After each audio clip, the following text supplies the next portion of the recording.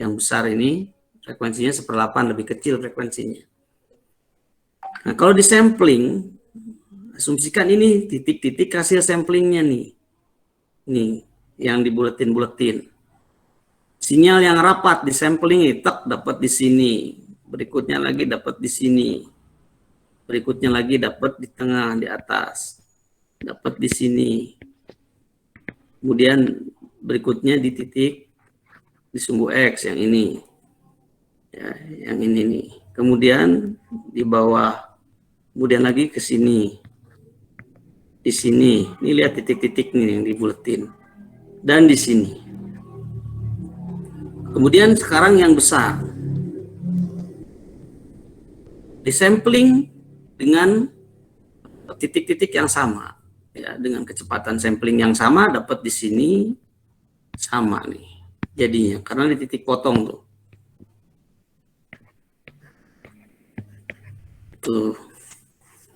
Kalau direkonstruksi ini kan bentuknya sama. Kalau dikonstruksi kurang lebih begini nanti. Ini juga begini jadinya. Kebayang belum apa itu dampak aliasing? Bisa kebayang dampak aliasing?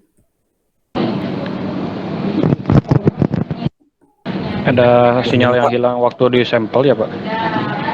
Ada apa? Sinyal yang hilang gitu waktu di sampling. Ya betul, tapi apa dampak lebih besarnya nih? Izin menjawab Pak. Yang loss itu terutama yang mana tuh? Yang loss itu terutama yang ini nih. Yang lossnya tinggi. Nah dampaknya tuh apa yang paling besar ya? Barusan siapa? Barusan ada yang mau jawab? Halo? Saya Pak.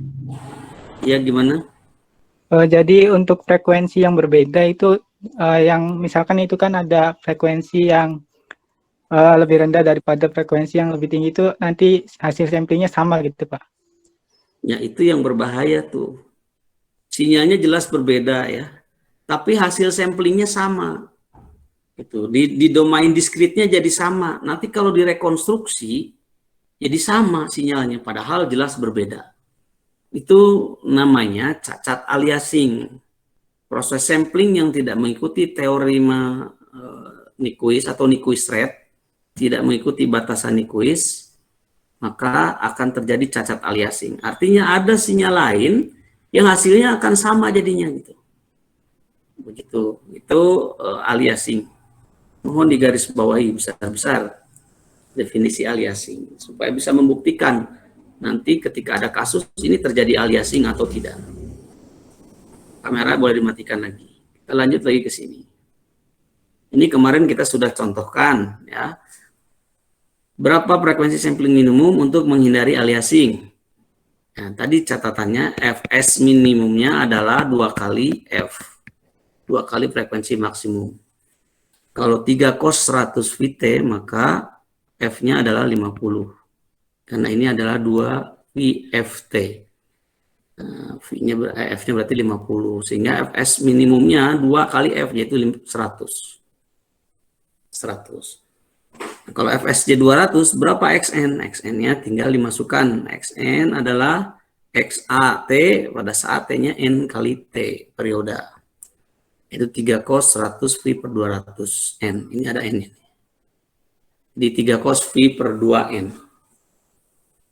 Nah sekarang contoh berikutnya. Contoh berikutnya. Jika Fs-nya, kita tulis dulu ya persamaannya yang tadi. 3 cos 100 Vt. 3 cos 100 Vt. Ini XT-nya. XT-nya 3 cos 100 Vt. XN-nya adalah, kalau Fs-nya 75, berarti XN-nya adalah XAT kali, XAT pada saat T-nya NT. 33 cos 100 Vt. 100 Vt. Rumus asalnya gimana sih? Rumus asalnya? Rumus asalnya ingat bahwa XN itu adalah 3 cos Ya, cos apa? F 2V FT. F-nya itu apa? F-nya itu adalah F per Fs. Ya, F itu adalah F per Fs ya. Lihat lagi rumus sebelumnya. Nah,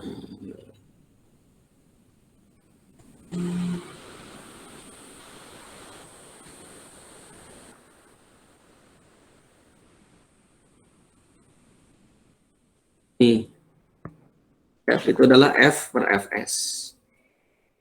F kecil adalah F besar per Fs. Fs-nya kan 75. F-nya berapa tadi? 50 kan? 50. Berarti 3 cos 2 kali V kali 50 per 75. Fs-nya 75. Ya, 2 V kali F-nya, F besarnya adalah 50 tadi ya. Atau dengan kata lain ya tetap ini 2 V, F-nya di 100 V. Terus dikalikan N nanti ya. Ini F-nya, sorry ini bukan Tn ya, di dalam domain diskrit. Di 3 cos 2V Fn. F-nya adalah F besar dibagi Fs. Nah, kalau dimasukkan jadinya 3 cos 4V per 3N. Nah, kalau kita tuliskan frekuensi sudutnya omeganya adalah 4 per 3V. Ya, omega itu adalah 2PF. Ya. 2PF-nya adalah 4 per 3V. Nah, namun diinginkan frekuensi berada pada daerah fundamental. Ingat bahwa batasannya adalah ini. Ingat lagi batasan sebelumnya ya, kita mundur dulu ke slide yang pekan lalu. Nah, ini batasannya ya. Di domain diskrit berlaku ini, min V kurang dari sama dengan omega kurang dari sama dengan V. Dan min setengah kurang dari sama dengan F, kurang dari sama dengan setengah. Ya, itu batasannya. Jadi diinginkan min V kurang dari sama dengan omega, kurang dari sama dengan V. Batasannya di situ. Balik lagi ke sini. Nah, maka kita gunakan pemisalan. Ya, pemisalan. Dalam trigonometri, omega ini kalau dalam kosinus itu sama dengan omega dikurangi 2V. Nilai kosinus itu kan seperti itu. Cos min omega ini juga sama dengan cos omega. Dan sama dengan cos 360 min omega. Kan gitu ya. Nah, sama. Sehingga kita bisa kan buat pemisalan. Jadi omega ini, ya, omega yang digarisin ini, yang kita buat ya, dengan batasan min V sampai V ini kita ubah omega itu menjadi omega min 2V. Ya, omega min 2V. Ya, omeganya tadi kita tahu 4 per 3V. Dikurangi 2V. 2V itu kan sama dengan 6 per 3V. Supaya penyebutnya sama, kita buat 6 per 3V. Sehingga didapatkan min 2 per 3V. Min 2 per 3V. Nah, karena cos min itu sama dengan cos positif, cos min omega ini sama dengan cos omega, maka cos min 2 per 3V itu sama dengan cos 2 per 3V. Sehingga diperolehlah Xn-nya, ya, persamaan sinyal dalam domain diskritnya untuk frekuensi sampling 75 dari sinyal 3 cos 100 Vt itu sebesar 3 cos 2 per 3 Vn.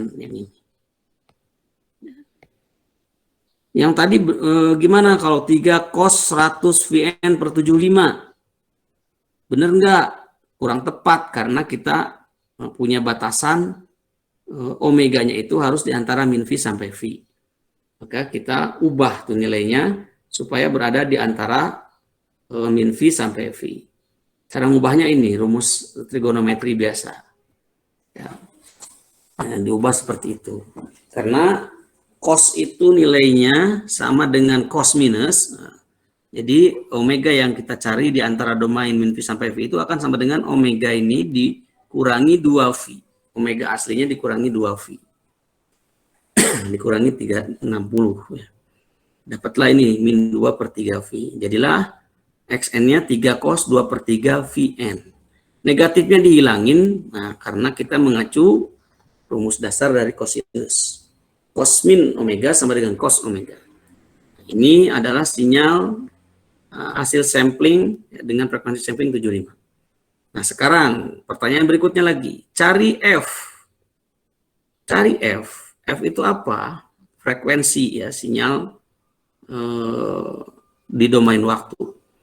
F. Di mana 0 kurang dari F kurang dari Fs per 2. Dari sebuah sinusoid yang bila disampel, nah ini nih, ini fenomena aliasing. Ya. Cari nilai, cari frekuensi F di mana sinyal sinusoide ini kalau disampel akan menghasilkan Xn yang sama dengan 3 cos 2 per 3n ini, Xn yang ini yang sebelumnya. Nah, cari sinyal lain ya, yang memungkinkan hasilnya sama dengan Xn kalau disampling. Nah, kita ingat rumusnya, Fs-nya 75, ini Fs-nya tetap sama, ini 75 ya. Kemudian F itu adalah F kecil dikali Fs. Ingat rumus dasarnya, F kecil adalah F per Fs. Sehingga F besar ini frekuensi di domain waktu. Itu sama dengan F kecil dikali Fs. Ya, F kecil adalah frekuensi di domain waktu diskrit. Nah, dikalikan ya, kalau Fs-nya 75, sehingga kita peroleh Fs-nya, F-nya adalah 75F. Karena F adalah F kecil dikali Fs. Fs-nya 75 dikali F berarti 75F. Ini Fs-nya.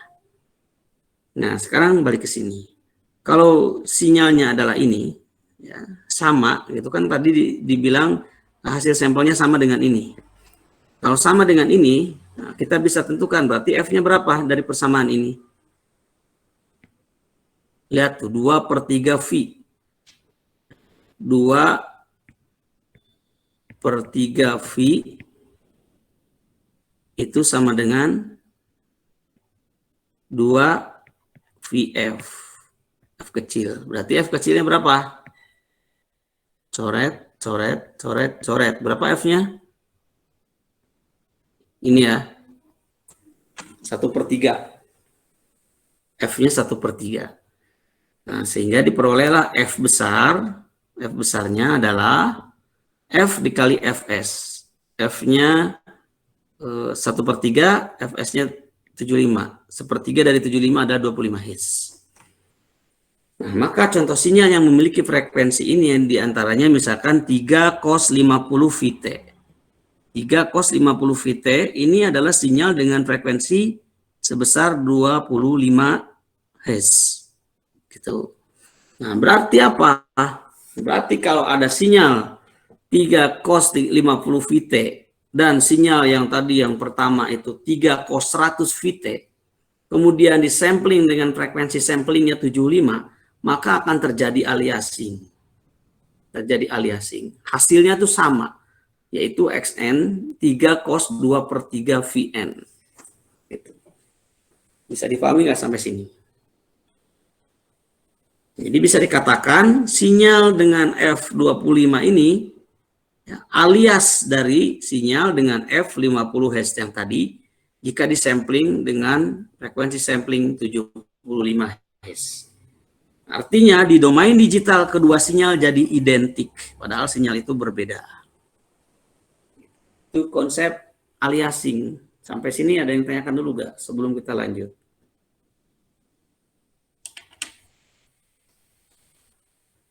Silakan kalau ada yang tanyakan dulu sebelum kita lanjutkan.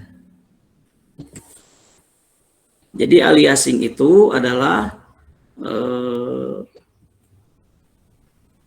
sinyal yang di domain diskritnya, domain digitalnya sama, ya, padahal di domain waktunya berbeda. Ini akibat ya, dua-duanya disampling dengan frekuensi sampling yang tidak memenuhi Nyquist rate. Coba perhatikan di soal yang tadi. Kan frekuensinya 50. Ya. Frekuensinya berapa tadi? 50 ya. Nah, frekuensinya 50. Sementara di sini samplingnya adalah 75. Tuh. Harusnya frekuensi samplingnya berapa? 100 Bung. 100, baru tidak akan terjadi aliasing. Gitu. Tidak akan terjadi aliasing. Nah, di sini karena ini terjadi aliasing, maka diminta di soal berikutnya, coba cari sinyal yang ketika disampling dengan frekuensi 75 itu, hasilnya bakal sama dengan sinyal yang barusan, yaitu XN 3 cos 2/3 VN. Hasilnya sama jadi yang ini. Gitu. Kalau hasilnya sama, nah, berarti itu aliasing. Dan ini udah jelas ada aliasing, makanya diminta mencari sinyal yang samanya. Gitu. Yang menghasilkan XN yang sama itu. Dan ternyata memang ada, ya, salah satunya adalah sinyal dengan frekuensi 25 Hz ini. Frekuensi sinyal 25 Hz ketika disampling dengan frekuensi sampling 75, hasilnya bakal sama dengan sinyal yang 3 cos 100 Vt. Hasilnya sama, yaitu 3 cos 2/3 VN. Dan inilah aliasing. Nah, ini tentu akan merugikan karena apa? Sinyalnya beda jadi sama di digitalnya. Nanti kalau direkonstruksi ke analog lagi jadi sama, padahal jelas berbeda. Nah, jadi di proses pendigitalisasian itu yang tahapan pertama adalah sampling. Di sampling menghasilkan error sampling, ya, terutama ketika samplingnya tidak mengikuti aturan Nyquist atau tidak mengikuti Nyquist rate. Nah, kemudian berikutnya lagi, tahapan berikutnya adalah kuantisasi. Kuantisasi ini mendiskritkan nilai. Kalau tadi mendiskritkan waktu, kuantisasi ini mendiskritkan nilai. Ya. Proses kuantisasi mengubah sinyal continuous value XN, sinyalnya masih continuous value-nya, menjadi sinyal discrete value atau XQN. Q ini sudah terkuantisasi artinya. Nah, yang digunakan untuk merepresentasikan XN. Kuantisasi ini menghasilkan error. Nah, di kuantisasi juga ada error. Yang besarnya adalah XQN dikurangi XN. Ini besarnya errornya adalah sinyal yang terkuantisasi dikurangi sinyal sebelum kuantisasi. Selisihnya itu adalah errornya. Bagaimana proses kuantisasi terjadi? Coba perhatikan. Yang garis ini, sinyal dengan garis itu adalah sinyal, sinyal continuousnya, sinyal analognya ini. Kemudian disampling. Mana hasil samplingnya? XN. Sinyal asalnya XA. XA dalam domain T. Kemudian disampling jadi XN. Sudah didiskritkan secara waktu. Yang mana? Yang kotak-kotak putih. Ini yang kotak-kotak putih. Di situ dia dapat.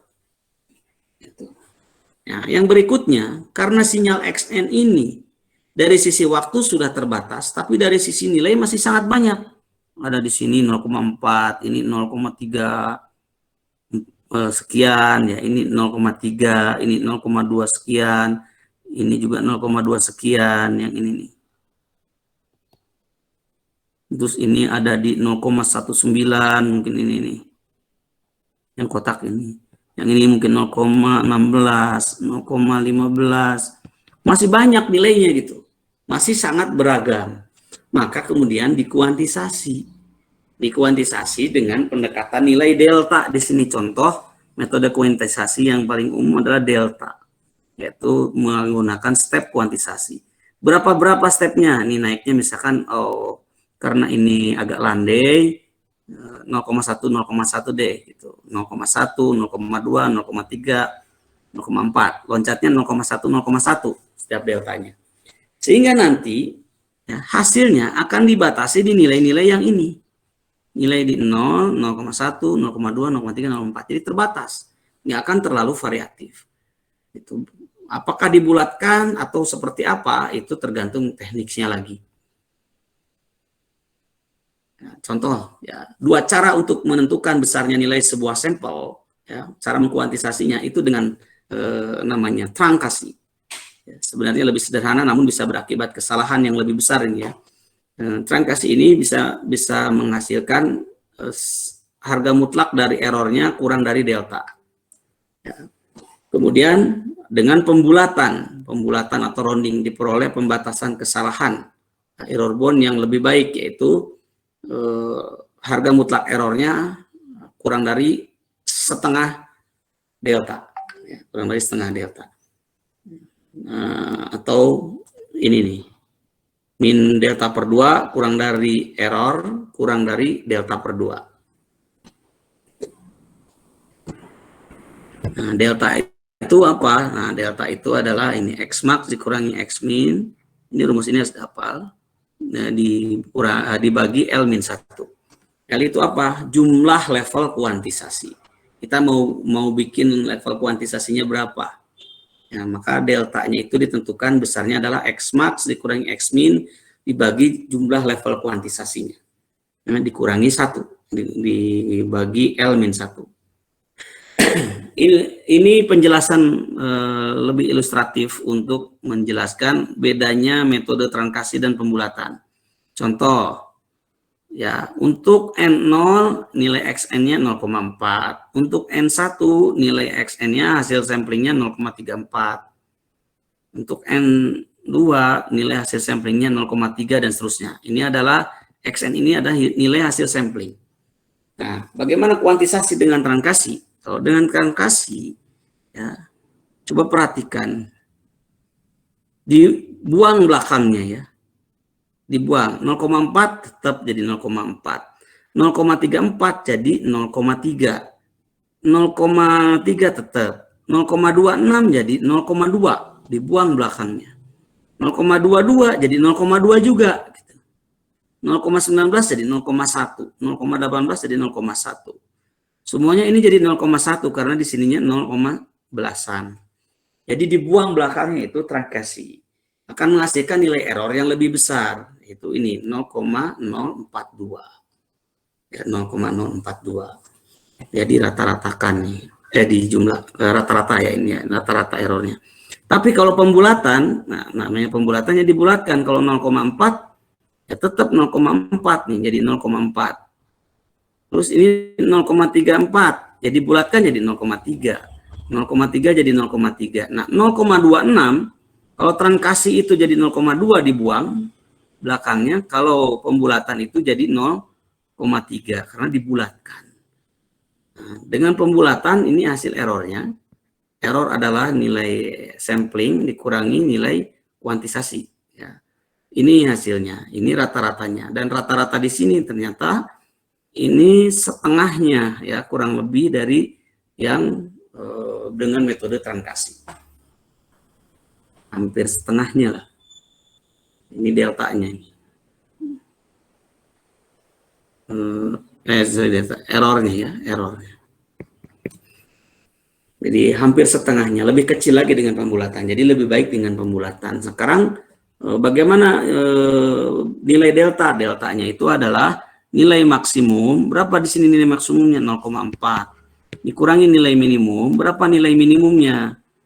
0,14. Dibagi L dikurangi 1. L itu levelnya. Tadi kan mau bikin berapa level kuantisasinya? Mau berapa tahap? Kalau ini coba lihat, ada berapa nih? 1, 2, 3, 4. Ada 4. Dan kalau mau dibikin 4, berarti L-nya 4 nanti. Kalau mau dibikin 5, N-nya 5. Bagaimana kita menentukan L? Menentukan L itu nanti tergantung bentuk grafik. Ada yang landai, ada yang curam. Nah, kayak gini, ini curam, ini landai. Kalau misalkan landai, nah, deltanya perlu sedikit-sedikit atau lebar-lebar kira-kira. Kalau landai. Sedikit-sedikit saja ya, karena landai, jadi perubahannya sedikit-sedikit. Kalau curam, ya mungkin deltanya lebih besar gitu. Deltanya lebih besar karena curam dia. Kalau landai nanti akan terlalu banyak. Gitu. Itu cara menghitung hasil kuantisasi. Begitu. Nah, sekarang bagaimana cara menghitung jumlah bit minimal? jumlah bit minimal agar error kuantisasi dapat dibatasi pada level tertentu. Mengapa kita melakukan kuantisasi padahal hal ini mengakibatkan kesalahan kuantisasi? Karena kita ingin menghemat penggunaan jumlah bit. Gitu. Jadi kalau tanpa kuantisasi, jumlah bit bisa sangat besar, membengkak sehingga data yang digital tadi itu akan besar ukurannya. Nah, dengan sistem kuantisasi, maka nilai-nilai itu dibatasi. Nah, jadi karena kita ingin menghemat penggunaan bit untuk merepresentasikan sampel-sampel dari sinyal. Apabila kita menyediakan B buah bit, B ini adalah jumlah bit, untuk kebutuhan setiap sampel, misalkan per sampel mau direpresentasikan dengan nilai berapa bit gitu, maka akan tersedia L-nya itu adalah 2 pangkat B. Nah, tadi yang L tadi, L itu ada 2 pangkat B. Tersedia L sama dengan 2 pangkat B kemungkinan level untuk XKN. Jadi berapa jumlah kemungkinan levelnya? 2 pangkat B. Jadi ditentukan oleh jumlah bitnya berapa yang mau dipakai untuk merepresentasikan setiap sampel. Itu kalau mau tinggi kompresinya ya setiap level direpresentasikan dengan jumlah bit yang tidak terlalu banyak. Kalau misalkan jumlah bitnya besar, nanti sinyal digitalnya akan lebih bagus lagi tentunya. Tapi pasti filenya lebih besar. Walaupun tentu file digitalisasi ini akan tetap lebih kecil dibanding sinyal analognya. Ya, rumus-rumus ini tolong diingat ya. L adalah 2 pangkat B. Kita lanjutkan ya, tentang step kuantisasi delta ya. Kuantisasi memiliki range kuantisasi sebesar 2 pangkat B min 1 dikali delta. Ini range kuantisasi sebesar ini 2 pangkat B min 1 dikali delta. Pengurangan oleh angka 1 ya, disebabkan pada kenyataan bahwa step kuantisasi yang pertama membutuhkan 2 level. Jadi step awal itu selalu butuh 2 level, sedangkan step berikutnya cukup 1 level. Nah, rumusnya dari mana itu? Ini ya. Ya, X max min X min itu sama dengan L dikali L min 1 dikali delta. L min 1 ini 2 pangkat B min 1 ini adalah L. 2 pangkat min 1 ini adalah L. Sehingga delta itu adalah X max min X min per L min 1. Ya, munculnya min 1 itu tadi ya, karena katanya di sini step kuantisasi pertama ini selalu butuh 2 level. Step kuantisasi yang pertama selalu butuh 2 level. Jadi rumusnya ini. Delta ya, atau step kuantisasi ya, jaraknya itu adalah X max nilai maksimum dikurangi nilai minimum dibagi dengan L min 1. L ini adalah level kuantisasi. Dan itu besarnya 2 pangkat B. Ya. Dari itu apa? 2 pangkat B min 1 ya. Nah, L ini 2 pangkat B. Nah, cuman karena memperhitungkan yang pertama ini yang pertama ini memerlukan 2 level, maka ada minus 1-nya di sini. Di L ini sebetulnya 2 pangkat B, tapi karena memperhitungkan itu ada minus 1-nya. 2B minus 1.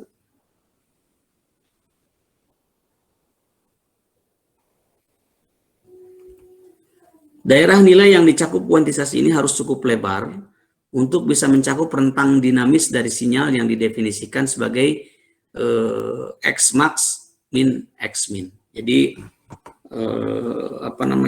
rentang nilai yang dicakup oleh kuantisasi ini harus agak lebar ya, harus mengcover ini.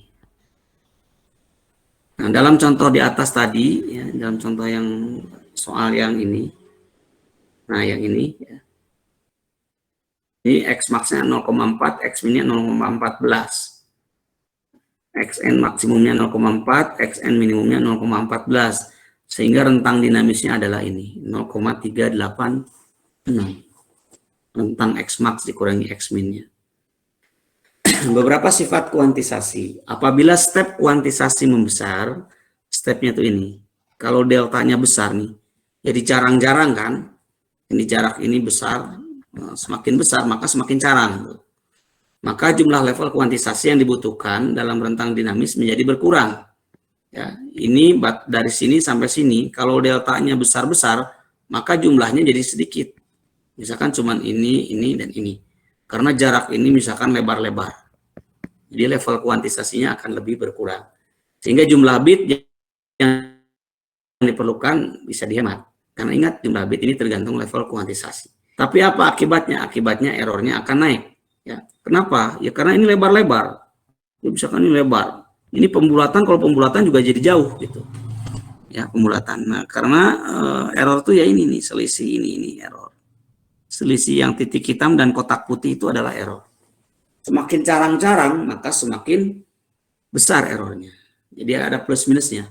Kalau deltanya lebar, besar, maka level kuantisasinya menjadi kecil. Level kuantisasi kecil menghemat bit, tetapi errornya bertambah. Sebaliknya kalau step kuantisasinya kecil, jadi lebih rapat gitu ya, lebih rapat ini deltanya. Akibatnya apa? Errornya membaik. Errornya membaik, mengecil. Kenapa? Karena dekat. Kalau mau dipotong juga dekat, mau dibulatkan juga dekat. Karena rapat deltanya. Tapi apa akibatnya? Level kuantisasi yang dibutuhkan menjadi besar. Ya, jadi banyak sekali jumlah deltanya karena rapat. Karena jumlah level kuantitasnya besar, maka jumlah bitnya jadi boros. Jumlah bit yang harus dipakainya juga jadi boros. Ada plus minusnya. Ini contoh ilustrasi lain ya. Ya, karena tadi plus minus tadi kelebihan dan kekurangannya, maka akhirnya apa? Akhirnya dibuat level kuantisasi yang tidak tidak fix. Ya, pengambilan nilainya tidak fix. Misalkan ini, kalau dia, lihat ini lebih curam. Kalau dia curam, ya, maka dia bisa loncat sekaligus berapa level nih. Bisa 3 level, bisa 2 level, tergantung. Ya, tergantung rentang ininya juga nih. Tapi begitu dia landai, ya, maka dia naiknya cuman 1 delta, turun 1 delta. Begitu dia curam, ini lihat ya, ada fungsi step ini. Bisa diperhatikan ini ke sini, bisa dilihat gak bedanya? Lari Syahrofi. Ya Pak. Bisa dilihat bedanya. Jadi kalau di sinyal yang curam, deltanya bisa besar. Di sinyal yang landai, di ujung-ujung itu pakai 1 saja deltanya dan lebih rapat. Kelihatan nggak? Terlihat Pak. Ya, ini kalau deltanya ini kan loncatnya nih ke sini langsung ke atas. Tapi begitu di sini kan sedikit nih, dari sini ke sini. Maka cukup 1 delta gitu ya. Tapi kalau tinggi loncatnya gitu. Jadi ini ada penyesuaian. Nah, ini untuk mempertemukan tadi plus minus tadi. Ya, untuk mempertemukan plus minus tadi. Kalau dibikin sama antara yang landai dan yang curam, ya tentu akan rugi ya, akan rugi. Maka kemudian disesuaikan deltanya itu antara yang landai dan yang curam grafiknya. Misalkan begini, kalau ini dengan delta-delta yang besar, ini nggak masalah. Tapi begitu landai begini nih, maka deltanya tidak bisa terlalu jauh, ya, tapi kecil-kecil. Seperti ini yang di bawah nih, yang saya lingkarin, ya, karena dia relatif bisa ditempuh dengan ini ya, dengan 1 step, ya, dengan 1 step. Tapi yang tinggi-tinggi itu dengan 2 step, dengan 3 step, tergantung ya. Ini cari nilai optimumnya. Begitu. Ada yang tanyakan dulu?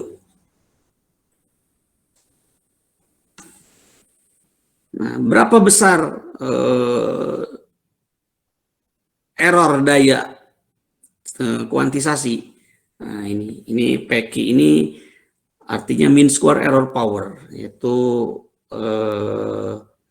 daya error rata-rata. Ya, daya error rata-ratanya ini. Yaitu sebesar delta kuadrat per 12 nih kalau sudah diturunkan dari rumus. Ya, P ini adalah 1/2 tau integral error kuadrat T dt. Nah, kemudian diturunkan dapatlah delta kuadrat per 12. Ya, delta kuadrat per 12. Nah, kalau misal katanya nih pengkuantisasinya memiliki B bit, nah, B bit akurasi and quantity cover the range-nya 2A, rentang kuantisasinya 2A, bitnya B, maka delta itu adalah 2A per 2 pangkat B. Sehingga kalau kita gantikan persamaan 1429 ini menjadi 2A per 2B, 2 pangkat B kuadrat ya, dibagi 12. Nah, kurang lebih jadilah A kuadrat per 3 per 2 pangkat 2B. Ya, persamaan 1430. Ini adalah packing-nya.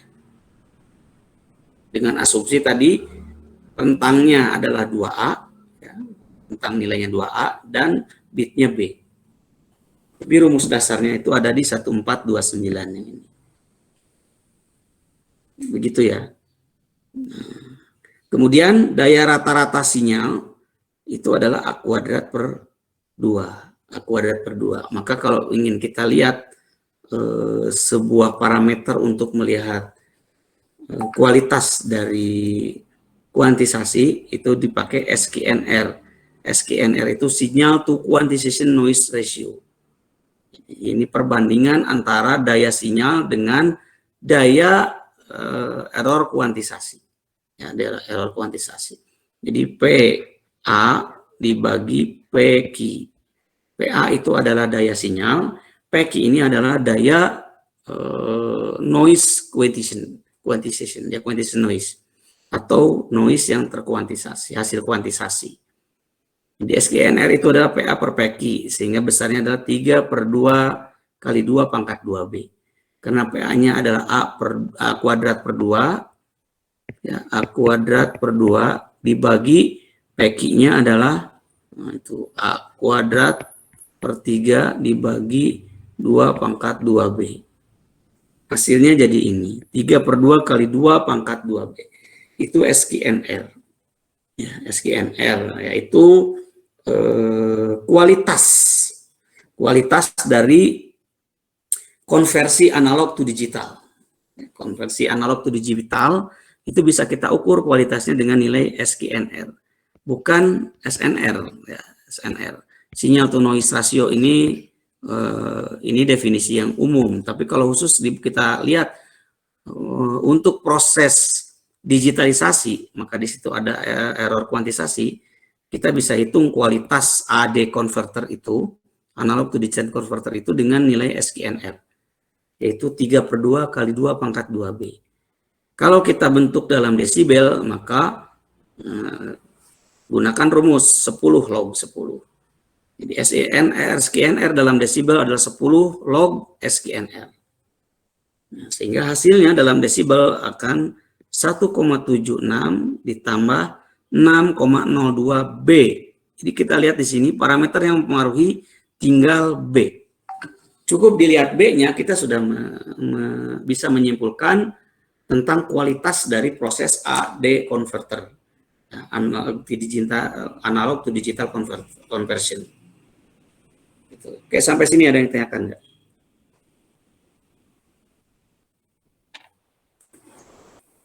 Jadi ini ukuran untuk melihat kualitas output dari sebuah proses konversi analog to digital. Itu dengan SKNR, baik dalam satuan desibel ataupun tanpa satuan.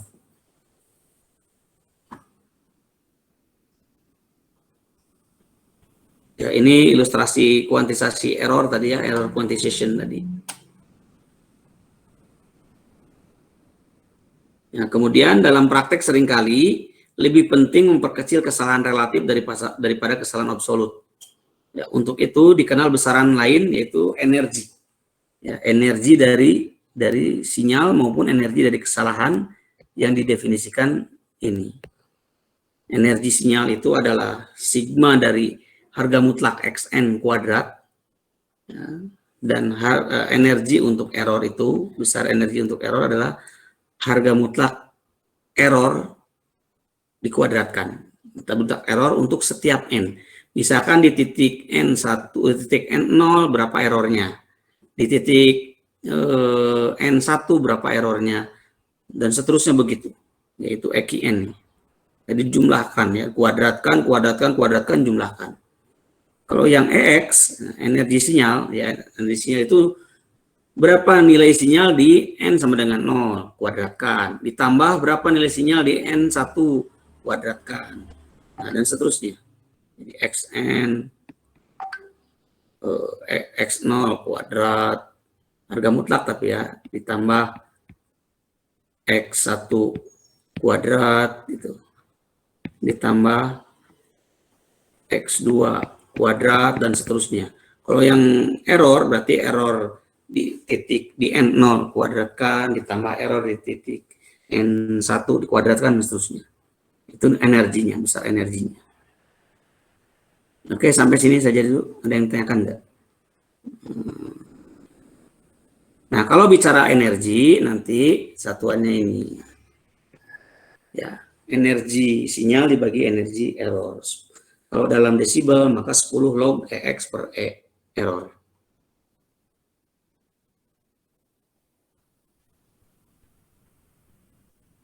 Oke, sampai sini dulu. Contoh terakhir. Ini contoh terakhir ya. Ada sinyal XN adalah 6,35 ini hendak dikuantisasi. Ya, sinyal ini mau dikuantisasi. Nah, pertanyaannya berapa banyak bit per sampel yang diperlukan apabila kita menginginkan deltanya 0,1. Kemudian yang kedua kita menginginkan deltanya 0,02. Berapa bit per sampel yang diperlukan? Nah, kita lihat dulu rentang dinamis dari sinyal ini adalah berapa rentang dinamisnya. Kita tulis dulu ini, rumus tadi apa? Nah, ini delta adalah X max min X min per L min 1.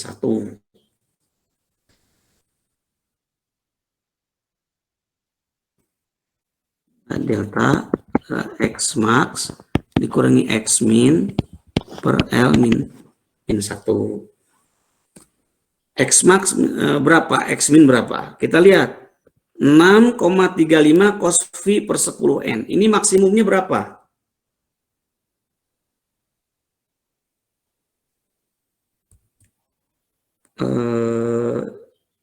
Zulfika Sebastian.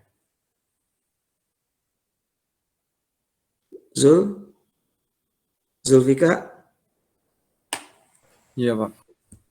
Berapa nilai maksimum dari XN? Ini XN-nya.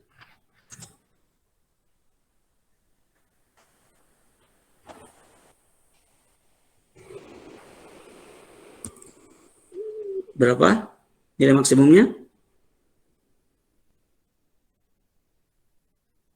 Muhammad Rafli? 6,35, Pak. Iya, dari mana tuh? Dari yang depannya ini setahu saya. Ingat, nilai kos itu maksimumnya berapa nilai kos? Itu, Pak. Itu kan 6,35 cos V per 10N. Ya kan? 6,3 nilai XN ini akan maksimal kalau nilai kosnya maksimal kan? Kos maksimal 0. Kos maksimal berapa? 1.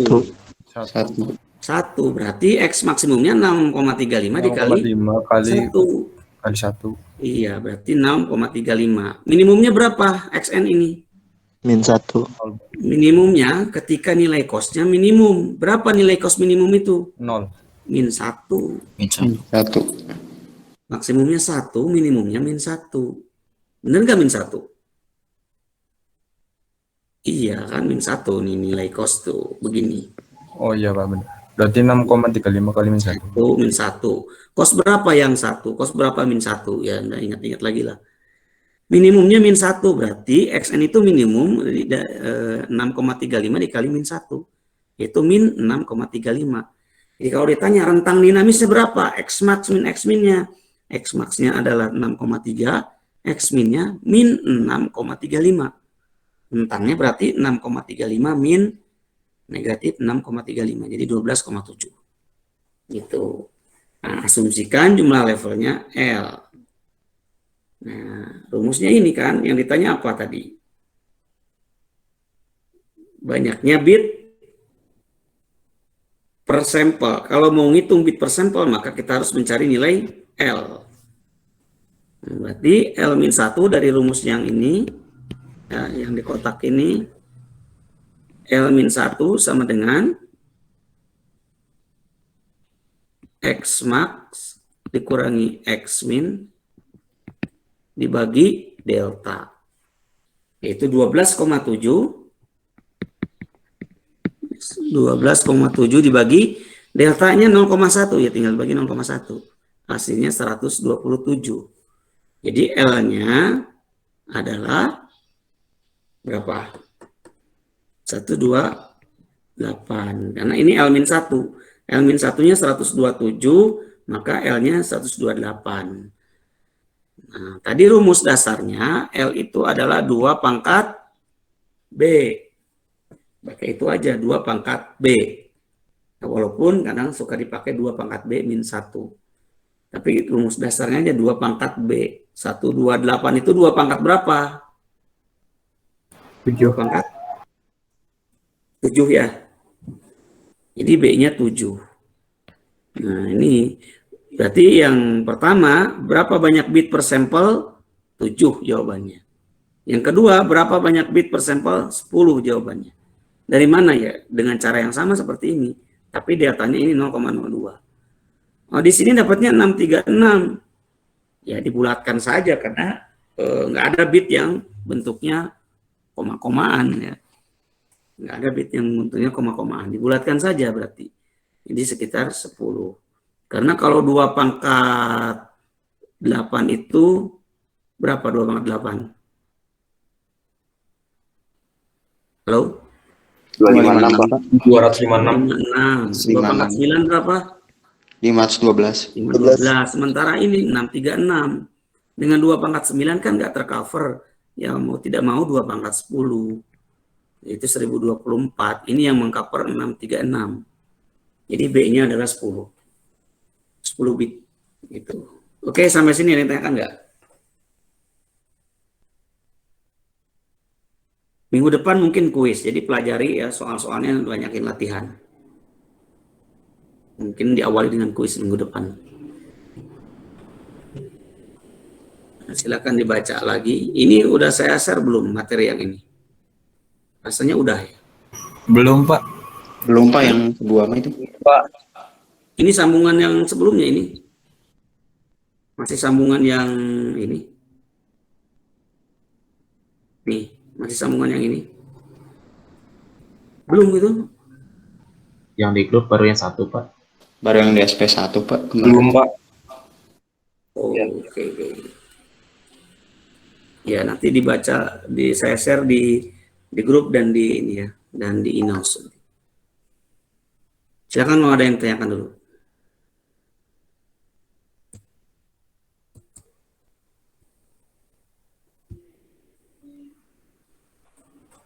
Nah, kalau tidak ada, nanti saya kirim nih sekarang setelah kuliah dan siap-siap banyakin latihan saja. Terima kasih. Assalamualaikum warahmatullahi wabarakatuh. Waalaikumsalam.